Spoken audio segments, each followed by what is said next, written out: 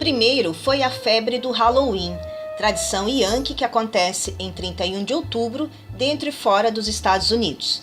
Mas nos últimos anos tem ganhado cada vez mais relevância no imaginário popular o Dia dos Mortos, que mobiliza o México entre os dias 31 de outubro e 2 de novembro.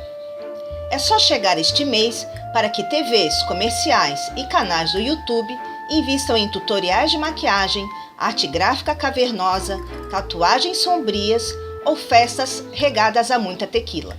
Mas o que se sabe sobre a tradição de homenagear os mortos à moda mexicana, além das muitas caveiras e trajes coloridos? E por que tanto fascínio pela morte?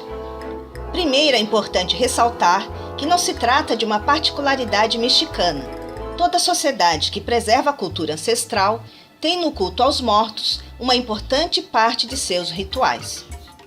No Brasil, 8 etnias do Alto Xingu, no Mato Grosso, praticam o rito fúnebre do Quarupi uma vez por ano, quando um tronco é decorado com pertences dos parentes mortos e venerado após um longo rito de iniciação de jovens adolescentes. Após a luta do Ruca-Ruca, o tronco é jogado no rio para libertar a alma dos defuntos. Apesar de nossa rica cultura indígena, o que virou tradição no Brasil foi o Dia de Finados, trazido pelos colonizadores portugueses. No século V, o Papa instituiu a data 2 de novembro, incorporando a tradição do povo celta que vivia na Europa antes do Império Romano. No hemisfério norte, nesta época do ano, acontecia o Samhain, ritual com uma grande fogueira que anunciava o sombrio inverno, quando era preciso preparar os grãos para garantir o sustento nos meses frios. No sincretismo religioso, o Samhain se transformou na Noite de Todos os Santos do calendário católico, mas seu caráter pagão foi mantido e adaptado para o Dia das Bruxas durante a Idade Média, período nefasto da Inquisição, em que várias mulheres foram perseguidas por serem independentes, terem conhecimento de ervas, gostarem da companhia de gatos e fazerem rituais para a Mãe Natureza. Muitas acabaram na fogueira. O Dia das Bruxas chegou aos Estados Unidos no século XIX, graças aos imigrantes irlandeses, e ganhou caráter festivo, reza a lenda, por causa de uma pegadinha feita por Orson Welles nos anos 30. O diretor de Cidadão Kane interpretou trechos do livro Guerra dos Mundos, que foi adaptado para o cinema em 2005, como se realmente estivesse acontecendo um ataque alienígena perto da emissora de rádio. O povo acreditou na fake news e quase foi à loucura. Welles teve que se desculpar no dia seguinte, dizendo que foi apenas uma travessura. Já a figura da bruxa de nariz pontudo, que voa em vassouras e é reproduzida nos desenhos, é inspirada no filme O Mágico de Oz. Já a abóbora esculpida tem a cara de Jack, um espírito zombeteiro, que driblava o diabo em seus porres para não ser levado para o inferno. Pronto, mais uma tradição foi inventada com êxito. No caso do México, a tradição milenar vem do povo azteca, presente na América Central antes da chegada dos espanhóis no século XVI. Nos meses de agosto e setembro, o povo reservava 40 dias para honrar seus antepassados com oferendas, flores e exibia crânio como troféus. O festival acontecia no 9º mês do calendário azteca e celebrava a morte como renascimento, e tem sido renovado pelas novas gerações que estão resgatando tradições milenares quase caídas no esquecimento diante da popular festa semelhante a um carnaval. A deusa da morte original foi praticamente substituída no século XX pela personagem La Catrina, do cartunista José Guadalupe Posada.